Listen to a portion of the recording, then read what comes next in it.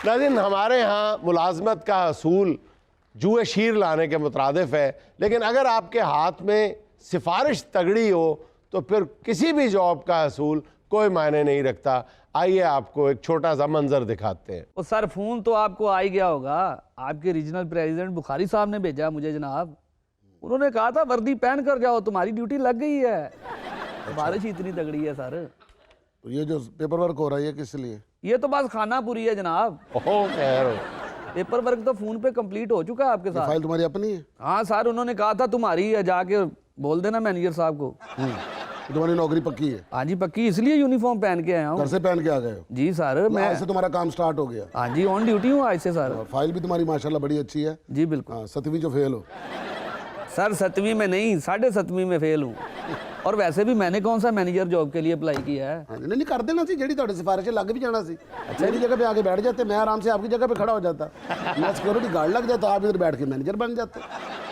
Sir आप मुझे under estimate कर रहे हैं, मुझ जैसा खाना कोई नहीं बनाता है। बहुत बढ़िया हांडी बनाता हूँ मैं। अच्छा, बुखारी साहब के घर खाना ही बनाता था। हमारे बैंक के बाहर ये लिखा हुआ कि खान बाबा लिमिटेड या बुंदू खान बैंक लिखा हुआ है। ये हमारे नीचे छोटी सी इबारत लिखी हुई है, यहाँ पर असली खालस देसी घी के नोट तैयार किए जाते हैं और ये तो जैतून वाले चेक लिए जाते हैं। आप मजाक कर रहे हैं जनाब। ये अगर आप बुखारी साहब के घर एक दावत होती ना, आपने उंगलियां चाटनी थी। और सर बेगम साहबा की मुझ पे नजर पड़ी, उन्होंने कहा इतना अच्छा कुक है। तो मैंने बस आगे से रोना शुरू उन्होंने कर तेरे दिया। कुक को आके थे भिजवाता। नहीं बस मैंने एक मरतबा दिल से कहा कि मेरा शौक था मैं बैंक में नौकरी करूं। अच्छा उन्होंने कहा ये तो हमारे बाएं हाथ का खेल है। बुखारी साहब को बोला और मैं आ गया। अच्छा, चलो फर्ज किया मैं आपको रख लेता हूँ यहाँ पर। जनाब फर्ज नहीं, आप रख चुके हैं मुझे। सिक्योरिटी गार्ड है ये, चेक के जड़े में रख चुके हैं। नहीं आज से मेरी नौकरी पक्की है। आपकी अगर छुट्टी करने का मूड है तो कर सकते हैं, कोई मसला नहीं। तो बैंक तेरे से छड़ के चला जाऊँ? देखे जनाब आपने मुझे जॉब पे तो रख लिया, लेकिन मैं तुसी अपने आप ਨੂੰ आप रखे मेरी क्यों औकात में ਤੁਹਾਨੂੰ रखा। लेकिन एक बात बता दूं मैं आपको, मेरी कुछ शर्तें हैं। सिक्योरिटी गार्ड तू है तो शर्तां भी तेरियां होंगी। हाँ तो मैंने ड्यूटी कर ली तो मेरी शर्तें होंगी। अच्छा, कितने बजे खोलते हैं बैंक को जनाब? 9 बजे खोली था जी। तुसी दसो कितने बजे खोली है? चलिए ठीक है, आप 9 बजे बैंक खोलेंगे। मेरे आने से पहले सफाई वफाई होनी चाहिए। अच्छा, आप खोलेंगे 9 बजे, मैं 10:30 बजे इधर आऊँगा। तू सिक्योरिटी गार्ड लगना है या साडा लाडला जवाई लगना है इत्थे? ओहो खैर हो। तेरे आने तो पहले सफाई हुई होवे। सर जिधर मैं जवाई लगाओ ना, उधर मैं 1 बजे से पहले जाता ही नहीं। अच्छा, यहाँ पे 10:30 बजे आऊँगा। 10:30 ਵਜੇ ਕੋਲ ਤੁਹਾਡਾ ਆਪਰੇਸ਼ਨ ਹੋਇਆ, ਤੁਹਾਨੂੰ ਠੀਕ ਕਰਦਿਆਂ ਕਰਦੇ ਟਾਈਮ ਲੱਗਦਾ। नहीं बस एक ਲੰਗੜੇ ਹੋ ਤੁਸੀਂ, ਤੁਹਾਨੂੰ ਪਹੁੰਚਦਿਆਂ ਟਾਈਮ ਲੱਗਣਾ। भाई मैं मर्जी का मालिक हूँ ना, उड़ता ही 10 बजे हूँ। क्या चीज़ है। आधे घंटे का टाइम लगेगा आने का। अच्छा चलो आ गए ਤੁਸੀਂ। उसके बाद जब मैं यहाँ पे आऊँ, एक गर्मा गर्म चाय कड़कदार होनी चाहिए। ਜਿਹੜੀ ਤੁਹਾਡੇ ਤੇ ਆਉਂਦੇ ਤੁਹਾਡੀ ਧੌਣ ਤੇ ਪਾ ਦਿੱਤੀ ਜਾਏ। नहीं मैंने पीनी है, उससे नींद नहीं आती। ਨਹੀਂ ਤੇ ਤੁਹਾਡੇ ਪਿੱਛੇ ਇੱਕ ਮੁੰਡਾ ਖੜਾ ਕਰ ਦਿਆਂਗੇ, ਜਦੋਂ ਤੁਹਾਨੂੰ ਸੌਣ ਲੱਗੇ ਤੁਹਾਡੀ ਧੌਣ ਤੇ ਚਪੇੜ ਮਾਰ ਦਿਆ ਕਰੇ। बड़ी बात नहीं, बुखारी साहब के कहने पे आए हैं, फिर यहाँ पे चपेड़े खाने के लिए आए हैं। ਚਲੋ ਫਿਰ ਨਾਲ ਮੁੱਕੇ ਵੀ ਸ਼ਾਮਲ ਕਰ ਲੈਣੇ। भाईजान पता नहीं ਬੁਖਾਰੀ किसने ਸਾਹਿਬ ਨੇ ਤੁਹਾਨੂੰ ਭੇਜਿਆ ਜਨਾਬ, ਕਿਹੜੀਆਂ ਸ਼ਰਤਾਂ ਦੱਸ ਰਹੇ ਹੋ ਤੁਸੀਂ? ਤੁਹਾਨੂੰ ਪਤਾ ਜੇ ਤੁਸੀਂ ਸਿਕਿਉਰਿਟੀ ਗਾਰਡ ਦੇ ਆਪਣਾ ਮੁਲਾਜ਼ਮਤ ਵਾਸਤੇ ਆਏ ਹੋ ਤੇ ਸ਼ਰਤਾਂ ਤੁਸੀਂ ਕਿਹੜੀਆਂ ਪੁੱਠੀਆਂ ਰੱਖ ਰਹੇ ਹੋ? ओ भाई अभी तो एक हुई है, अभी तो बहुत सारी शर्तें बकाया हैं। और भी हैं हाँ जी प्लीज। आप कितने बजे रेस्ट टाइम लेते हैं? दोपहर को खाने का वक्त कितने बजे का है? 1 बजे का। लेकिन मैं 12 बजे खाना खाऊंगा। 12 से 3 बजे तक मैं समझ लो कि रेस्ट में हूँ। ਤੁਸੀਂ 12 ਵਜੇ ਆਪਣਾ ਲੰਚ ਟਾਈਮ ਕਰੋਗੇ? यस ਠੀਕ ਹੋ ਗਿਆ। ਤੇ 10:30 ਤੁਸੀਂ ਘਰੋਂ ਆਣਾ ਤੇ 2.5 ਘੰਟੇ ਬਾਅਦ ਤੁਸੀਂ ਆਂਦੇ ਖਾਣੇ ਦੇ ਲੱਗ ਜਾਣਾ। बिल्कुल जनाब। अच्छा। हाँ जी 12 से 3 बजे तक समझ लें मेरी रेस्ट है। 12 से 3 बजे तक रेस्ट टाइम। हाँ जी उसमें मैं नहीं जानता बैंक का क्या मामला, आप जाने आपका काम जाने। ਤੇ ਉਸ ਦਰਮਿਆਨ ਚ ਅਗਰ ਕੋਈ ਡਾਕੂ ਆ ਗਏ ਤੇ ਫਿਰ ਤੁਸੀਂ ਰੋਟੀ ਖਾਓਗੇ ਜਾਂ ਗੋਲੀ ਖਾਓਗੇ? नहीं भाई मैं तो रोटी खाऊंगा। वो 3 घंटे आपने मैनेज करना है। ਅੱਛਾ ਉਸ ਤੋਂ ਬਾਅਦ ਫਿਰ उसके बाद आप कितने बजे छुट्टी करते हैं? ਛੁੱਟੀ 5 ਵਜੇ ਬੈਂਕ ਬੰਦ ਹੋ ਜਾਂਦਾ। यही तो मसला है ना। आपको पता है मेरे घर की जो बस है वो आखिरी 4:15 बजे मिलती है। मैं 4 बजे छुट्टी करूंगा, उसमें बैठ के मैं वापस चला जाऊंगा। ਤੇ ਤੁਸੀਂ ਬੱਚੇ ਬੈਂਕ 'ਚ ਸ਼ਿਫਟ ਕਰ ਦਿਓ, ਇੱਥੇ ਲੋਕਰ 'ਚ ਲਿਆ ਕੇ ਆਪਣੇ ਬੱਚੇ ਛੱਡ ਦਿਓ ਤੇ ਮੇਰੇ ਵਾਲੀ ਕੁਰਸੀ ਦੇ ਟੇਬਲ ਦੇ ਥੱਲੇ ਆਪਣਾ ਛੋਟਾ ਜਿਹਾ ਘਰ ਬਣਾ ਕੇ ਬੀਵੀ ਇੱਥੇ ਰੱਖ ਲਓ। यार पहले आपने कभी मुलाजिम रखा नहीं है? लेकिन बड़े रखे ने, इस तरह का कोई नहीं रखा। ए बुखारी साहब ने पहले भेजा ही। सर भेजा भी तो बुखारी साहब ने है ना, ये तो आप सोचे ना। सैलरी कितनी देंगे जनाब? जितनी आपको बुखारी साहब ने कही है। मुझे तो उन्होंने 1.5 लाख रुपया कही है। इको दिन जॉब करनी है और पहले दिन डाकू आएंगे, तुहानू गोली बजेगी, तुहानू सारी जिंदगी दी तनख्वाहां इको दिन चुका देनी 1.5 लाख रुपया से।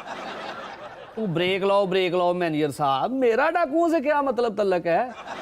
मैं आपको साफ बताऊं, मैं यहाँ पे सिर्फ ड्यूटी करने के लिए आया हूँ। जब डाकू वगैरह आएंगे ना, मैंने आयतल कुर्सी पढ़कर बंदूक आपको दे देनी है। आप जाने डाकू जाने, गोली के आगे आपने होना, मैंने नहीं होना। बुखारी साहब ने ये नहीं दसिया कि ਜਿਹੜਾ ਸਿਕਿਉਰਿਟੀ ਗਾਰਡ ਹੁੰਦਾ ਨਾ, ਉਹਨੇ ਗੋਲੀ ਖਾਣੀ ਹੁੰਦੀ ਹੈ, ਉਹਨੇ ਹਿਫਾਜ਼ਤ ਕਰਨੀ ਹੁੰਦੀ ਹੈ, ਉਹਨੇ ਬੈਂਕ ਦੇ ਬਾਹਰ ਖਲੋਣਾ ਹੁੰਦਾ, ਉਹਨੇ ਪਾਰਕਿੰਗ ਨਹੀਂ ਕਰਨ ਦੇਣੀ, ਉਹਨੇ ਪਾਰਕਿੰਗ ਕਰਨ ਦੇਣੀ ਹੈ, ਉਹਨੇ ਜਿਹੜਾ ਬੰਦਾ ਅੰਦਰ ਆਣਾ ਉਹਨੇ ਉਹਨੂੰ ਡੀਲ ਕਰਨਾ। ਇਹ ਸਾਰੀ ਜ਼ਿੰਮੇਵਾਰੀ ਤੇਰੀ ਹੈ। मैं वो गार्ड नहीं हूँ, मैं बुखारी साहब का गार्ड हूँ। ਅੱਛਾ ਬੁਖਾਰੀ ਤੈਨੂੰ ਬੁਖਾਰੀ ਚੜੇ। और एक बात मैं आपको बता दूं, हाँ जी। जो बैंक की गाड़ी पैसे लेकर आती है ना, हाँ। वो ही मुझे घर से लेकर आएगी। ਤੇਰਾ ਭਲਾ ਹੋ ਜਾ ਤੇਰਾ, ਤੂੰ ਕਿੱਡਾ ਕੁ ਮਹਿੰਗਾ ਆ ਤੈਨੂੰ ਬੈਂਕ ਦੀ ਗੱਡੀ ਲੈ ਕੇ ਆਵੇਗੀ। बुखारी साहब ने भेजा है जनाब। ਨਹੀਂ ਮੈਂ ਤੈਨੂੰ ਤੁਹਾਨੂੰ ਦੂਜੀ ਗੱਡੀ ਨਾ ਦੇ ਦਈਏ ਵਧੀਆ, कौन सी? ਜਿਹਦੇ ਉੱਤੇ ਹੂਟਰ ਲੱਗਾ ਹੋਵੇ, ਟੂ ਟੂ ਕਰਦਾ ਹੋਵੇ, ਜਿਹਦੇ ਤੇ 1 1 2 2 ਲਿਖਿਆ ਹੋਵੇ, ਆਰਾਮ ਨਾਲ ਉਹਦੇ ਚ ਆਓ ਤੇ ਉਹਦੇ ਚ ਸ਼ਾਮ ਨੂੰ ਅਸੀਂ ਤੇਰੇ ਘਰ ਫੋਨ ਕਰ ਦਈਏ, ਲਓ ਜੀ ਤੁਹਾਡਾ ਸਿਕਿਉਰਿਟੀ ਗਾਰਡ ਜਿਹੜਾ ਜੀ ਮਾਸ਼ਾਅੱਲਾ ਸੁੱਤਾ ਪਿਆ ਅੱਜ, ਠੀਕ ਹੈ, ਤੇ ਇਸੇ ਗੱਡੀ ਚ ਇਹਨੂੰ ਵਾਪਸ ਲੈ ਜਾਓ। और अपनी असल शर्त मैं आपको अब बता रहा हूँ, क्या? जो पैसे जमा करवाने आएगा ना, सबसे पहले पैसे मैं गिनूंगा, एक एक नोट। अच्छा वालद साहब का नाम इसहाकदार है? भाईजान ये जिम्मेदारी वाली जॉब है, बात नहीं समझे? हाँ जी, जितने पैसे आए जितने जाए, जाम जुल्फकार को पता होना चाहिए। सर जी मेरी जिम्मेदारी होगी सर जी, ये ब्रेड तारक आपको बताया करेगा, जो कैश बाहर जाएगा उधर भी गिनोगे तुसी।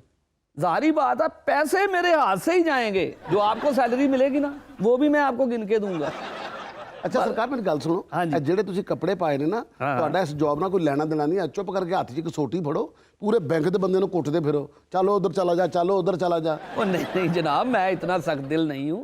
हाँ, अगर कोई हरकत करेगा तो फिर ये भी ख्वाहिश पूरी कर दूंगा उसकी। ਮਾਸ਼ਾਅੱਲਾ ਬੁਖਾਰੀ ਸਾਹਿਬ ਨੇ ਤੁਹਾਡੇ ਕੋਲ ਹਾਂਡੀਆਂ ਪਕਵਾਈਆਂ ਨੇ, ਤੁਹਾਡੀ ਅਕਲ ਤੋਂ ਲੱਗ ਰਿਹਾ ਤੁਸੀਂ ਅੰਨੇ ਵਾਹ ਪਕਾਉਂਦੇ ਹੋਵੋਗੇ। और मैनेजर साहब एक और शर्त। ਇੱਕ ਹੋਰ ਸ਼ਰਤ, जी हाँ, ਮੈਂ ਕਿਹਾ ਤੁਸੀਂ ਗੱਲ ਦੱਸੋ, ਤੁਹਾਡਾ ਨਾਂ ਜਾਮ ਜ਼ੁਲਫਕਾਰ ਹੈ ਜਾਂ IMF ਹੈ?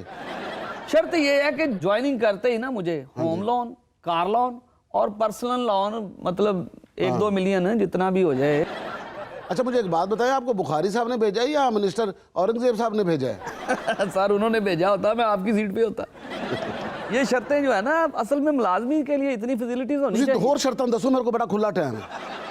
और एक और अहम बात जनाब, हाँ जी। इस बैंक में जितना भी लेन देन होगा ना, उसमें 3.5% शेयर मेरा होगा। ठीक हाँ एक जी। काम कर, ए फड़ तू पा, उठ सर क्या कर रहे हैं आ आप? पा ਇਹਨੂੰ, बुखारी साहब ने ਇਹਨੂੰ भेजा। ਪਾ, ਇਹਨੂੰ ਪਾ, बुखारी ਇਹਨੂੰ साहब ने ਪਾ, भेजा है। ਬੁਖਾਰੀ ਸਾਹਿਬ ਨੇ ਇਹਨੂੰ ਪਾ, ਇਹਨੂੰ ਉਧਰ ਦੂਜੀ ਬਾਹ ਪਾ, ਇਹਦੇ ਚ ਇਧਰ ਪਾ, ਇਹਨੂੰ ਪਾ, ਆ ਮੈਨੂੰ ਫੜਾ, ਹੋਰ ਇਧਰ ਲਾ, ਇੱਥੇ ਮੇਰੇ ਆ ਮੈਨੂੰ ਫੜਾ, ਇੱਥੇ ਬੈਠ, ਇੱਥੇ ਬੈਠ, ਵਾਲ ਬਣਾ ਆਪਣੇ, ਐਂ ਕਰਕੇ ਵਾਲ ਬਣਾ ਆਪਣੇ। सर मैं कॉल करूंगा बुखारी ਸਿੱਧਾ साहब को। ਲੱਤ ਤੇ ਲੱਤ ਰੱਖ, सर ये ले। ਇੱਥੇ ਰੱਖ, ਇਹਨੂੰ ਇੰਜ ਫੜ, ਆਪਣੀ ਲੱਤ ਨੂੰ ਇੰਜ ਫੜ, ਇੱਥੇ ਬੈਠ, हाँ, ਉਹਨੂੰ ਬੁਖਾਰੀ ਨੂੰ ਫੋਨ ਕਰ, ਉਹਨੂੰ ਕਹਿ ਸਾਰੀਆਂ ਸਹੂਲਤਾਂ ਮੈਨੂੰ ਦੇਵੇ।